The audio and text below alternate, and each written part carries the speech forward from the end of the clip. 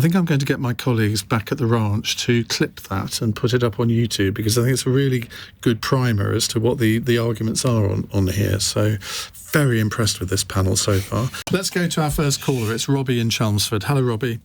Good evening, all. My question is, why does the government prioritise protecting privatised water over the customers who end up paying for it? Now, Sir Jon Cunliffe's landmark review into the governance of Britain's water providers did not consider whether or not the sector should be renationalised. Now, Alex, you told me about 2 minutes ago that before you became an MP, you used to work for a water company, so I think we have to come to you first. I did indeed. I feel uniquely qualified here. I did. Before I was a Member of Parliament, I worked for Dŵr Cymru Welsh Water, who are a not-for-profit water company, so a unique business model.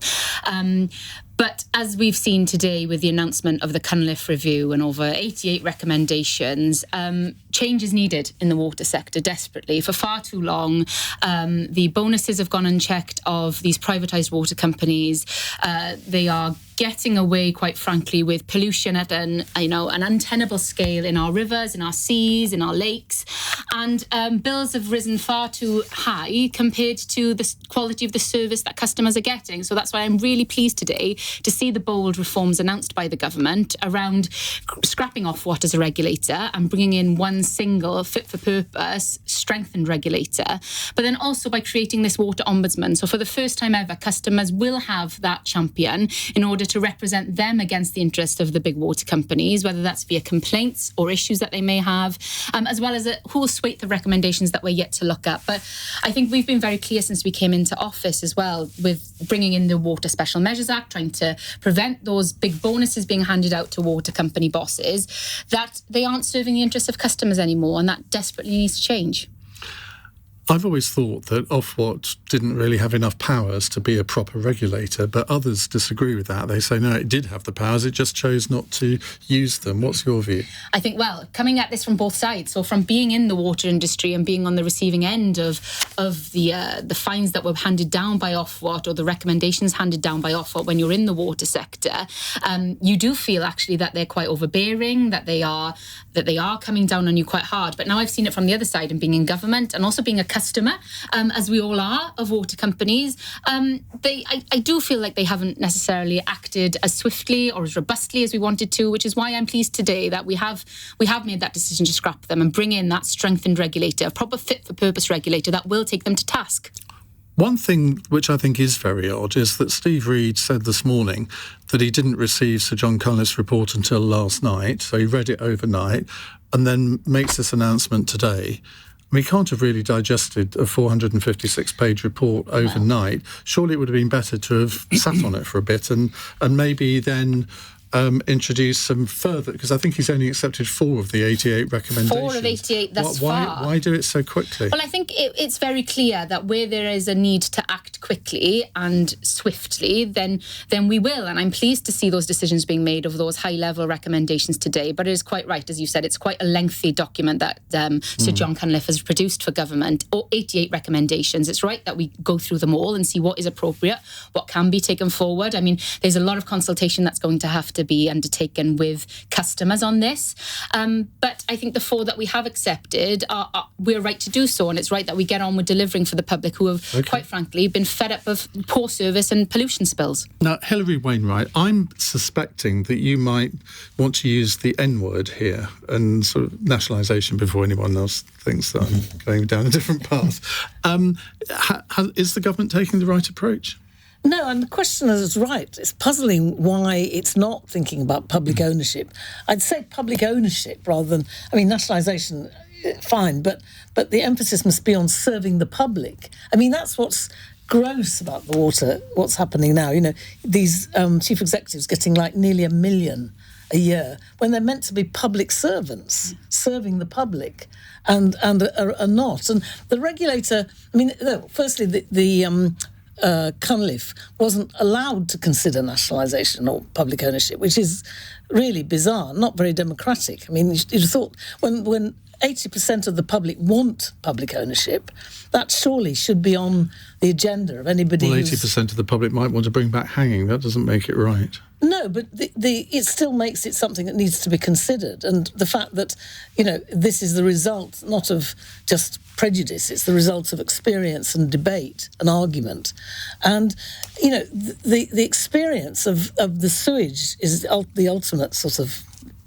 But Sir Jon said, I saw him do an interview this morning where he was saying it's not the structure of the industry that matters here, whether it's in the public or private sector, because Scottish Water is in the public sector. Scottish Water has problems with sewage as well. I mean, it doesn't make it right just to bring it back into the public sector. So it's a bit of a red herring, isn't it? Because it would cost so much. A red herring, because one of the key problems that face the regulator is getting the information.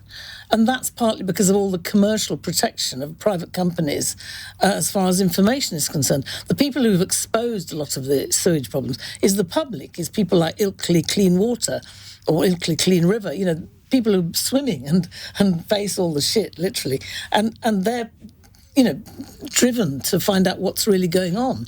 But and if you had a public body, then just to finish, the point about the public ownership is not structure, it's like bringing the public back in so they can investigate what's going on, because it would mean that the executives and so on were accountable to the public, who could ask questions and drive. But the only reason, apart from if people are swimming, as you say, in the river, they notice it. But the only reason we know that our rivers are so polluted now is because the last government brought in legislation to make it compulsory for the water companies to measure the amount of pollution, which we didn't before, and they still don't in Scotland, I understand, under public ownership. So we do have more information than we used to put pressure on them. Yes, but not enough, because you can't really control, in my opinion, what you don't own. I mean, I think ownership would mean there was a more direct line of accountability and, bringing the water companies to account and getting them to change, because it would be subject to parliamentary debate, be public debate, like here we have it on the media and so on. That would all be part of what was driving the companies. Whereas now, the companies are beholden to the shareholders. They have to meet their interests. So massive dividends, massive profits is what's driving their policies. Mark? Well, so there's a whole load of stuff that's come out of that. So I think the most important point is, Iain, you're absolutely right to mention that point, that back in 2013 we legislated in order to make sure that these companies were being monitored in terms of the output of sewage. We've also legislated in order to make sure that if any company breaks any laws or whatever, the senior people can't get a bonus at all. So we have intervened at a certain level on all of this type of stuff. We also had the environment. They continue to get these massive salaries. Sure, but you've got to get people to come and run these businesses. Even if it's in the state sector, you're going to still have a lot of highly paid people to come and run them, because they've got to get some reward for it. Yes, but other countries in Europe, they have way more reasonable salary levels. We can argue about that. But one of the interesting things, which I think the government could have looked at, is the idea of having mutual ownership, so rather like a building society where the customers own it and they can take more interest in it. For me, being a representative of people in Worcestershire, where we have Severn Trent is relatively good. The idea that my constituents were going to have to find £16.4 billion to bail out Thames Water is pretty horrific. But look, I think the other thing that's come out of this is, I think the government has announced £104 billion worth of investment into the sector. Big tick, we like that. There's going to be a whole load of money going into the infrastructure. But where's it going to come from? Ultimately, it's going to come out of the pockets, actually right now, of shareholders who in many cases, Hilary, are people like you who've got pension funds. So the pension schemes are investing into this. If it doesn't come out of the pension schemes, it's going to have to come out of taxation, or it's going to have to come out of bills, or it's going to have to come out of borrowing. But collectively, we are all going to have to find £104 billion out of our state wealth in order to build up this infrastructure? Well, this is coming out of private sector investment for the vast majority of it, and to fix the issue that is causing the pollution in the first place. So it's fixing those pipes, it's fixing the sewage system, it's preventing the, sewage overspill pipes into the sea, into the rivers. And I also, as well as also coming from the sector originally, I also represent one of the constituencies that suffers from extreme flooding and weather events that is only getting worse. It's not getting better. So we need to be able to deal with this, as well as building new reservoirs. We haven't built any for decades in this country. We need to think about where our clean drinking water is coming from. All of this that the water companies should have been investing in, instead of paying their bosses and their shareholders, immense salaries, whilst not fixing the infrastructure. Ali. A little bit confused about this conversation so far, because fundamentally you've got Sir Jon Cunliffe saying that they're going to have to be inflation-busting increases in water bills, on the one hand, just saying this today, and on the other hand, you've got Steve Reid saying that there's going to be a water revolution and that customers are not going to have to pay the gargantuan increase in bills that they've had to face in the past. So I'm totally confused by this. This is going to be yet again kicking the can down the road. Look, someone's got to level with the public and say that if you want to have a water industry that works, you're going to have to stump up more cash. Now, that's unfashionable, but it's the fact. Now, the way this works is, if you want to go nationalise everything, as Hillary does, there are two things to bear in mind. One... She hasn't said that, but... Well, OK. Well, I'm talking about public ownership because we've got to think about other models. I mean, just to very quickly, so we can correct that sort of myth of nationalisation being state, or public ownership being state controlled. I mean, my idea, not just mine, lots of people's idea of public ownership, it would be, the public being on the boards. I mean, mutual is one thing, but I think that that if you have a public body, then you can have a debate about how it should be run and involve the people locally in running those boards. That's exactly what I understand the point, but a lot of people still talk about nationalisation, particularly on the left and particularly within the Labour Party. Now, this is a very seductive idea, but unfortunately it bears no relation to reality at all. And it bears no relation to reality for two reasons. One, who's going to stump up the cash to compensate the owners of these companies that are in the private sector to the tune of billions, right? Number one. Number two, if you actually go down the road of public ownership, nationalisation, whatever it is, which investor internationally, and we're talking about international pension funds, private equity, whatever, who's going to come and invest in this country? Who's going to invest in the battery energy storage? Who's going to invest in the carbon capture and storage? Who's going to invest in the onshore and offshore renewables that we need? The answer is no one. Because once you have a situation where people don't have faith in your ability to actually earn a decent return, they're not going to invest. And one of the things that, and I speak to investors all the time, one of the things that they have when it comes to water is a regulator that they felt was not really working very well. So I think it's welcome that the government has done some reforms there.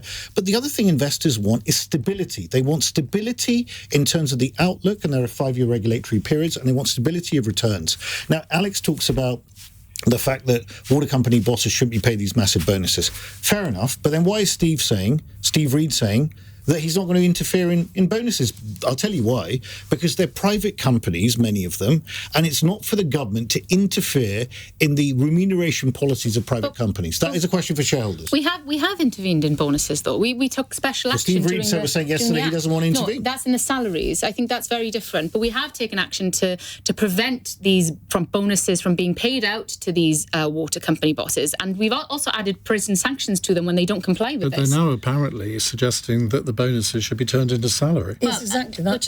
Which is the problem. And I think I'd echo the comments of the Water Minister this morning, my good friend Emma Hardy, when she said that they need to read the room. Look at this, what's happening. I know a lot of my colleagues today have written to the boss here and asking him not to accept this, to look at what is being done here in your name and how customers are having to front the bills for this. I understand this, and this is all very emotive, and I understand why, because people obviously don't want sewage in their rivers, and I understand. I don't want sewage in my basement, which got flooded as well, by the way, which cost me the best part of 30 grand. Which is insured, but a lot, right? So my insurance premium has gone through the roof. So I understand all this. But fundamentally, we need to level with the public and say you're going to have to pay a lot more money for your water because there's Victorian pipage in this country that is completely unfit for purpose. It hasn't been invested in massively. But also, Ali, if it was public, then the value that's created that now goes to the shareholders would go into investment. You see, I think, making it public isn't going to cost millions. I mean, it can be bought at the value value, the current value, market value of these companies. Now,